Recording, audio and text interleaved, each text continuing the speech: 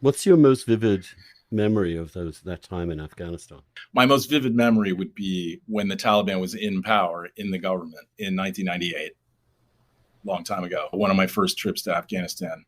I was invited to, on a Friday afternoon, to a public execution and an amputation in the Kabul Sports Stadium. And I was an honored guest. I was brought down to midfield while the Taliban cut off the hand of a person they said was a pickpocket, and then executed a guy who had been convicted of murder. All the while, an announcer was reading out of the Quran, "In revenge, there is life." In revenge, there is life.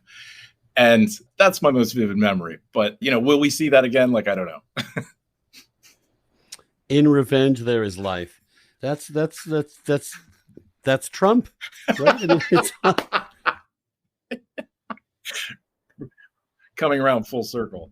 Yes. What do you make of this, by the way, while we're at it? This FBI raid, it seems like a big upping of the ante to me. I took a deep breath when I heard that. I hope my own gut, I don't know yet.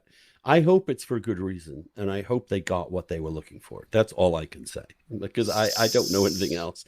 But don't you feel at some point this country's on a bit of a teetering moment where something like that could set shit off in ways Absolutely. That we don't want to see the end of? It's terrifying.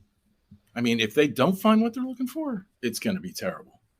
And I suppose what they're looking for is, presumably all the classified documents that Trump walked out of the White House with, that they say he walked out of the White House with. But my God, if they don't find what they're looking for, yeah, I mean,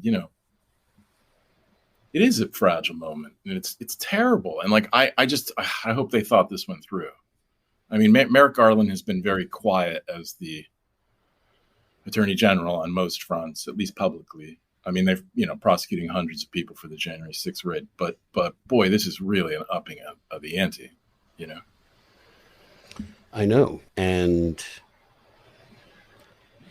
one of the paradoxes of confronting a person like Trump in a constitutional democracy is that he's so outlandish and so outside the lines.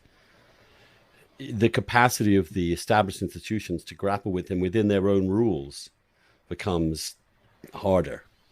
In other words, if they're not careful in our response to him, we actually start legitimizing his own grievances, which then creates a culture and climate in which we never recover faith in our public institutions, or at least collectively we don't. And it seems to me that the last 25 years, say, whether you start with Bush versus Gore at the Supreme Court, yep. whether you go through the way in which our leading institutions, whether it be the FBI with respect to, for example, the Clintons, or Hillary, or the FBI with respect to Trump, where you have questions of whether the Secret Service is still solid, and the widespread instant reaction of most Republicans that this is a deep state attack on. I've never lived in a culture where this is quite as bad as it has become. I mean, even in the 60s and 70s, I don't think that the institutions of law enforcement were thoroughly discredited, at least within the minds of the right of the country, which is, to my mind, by far,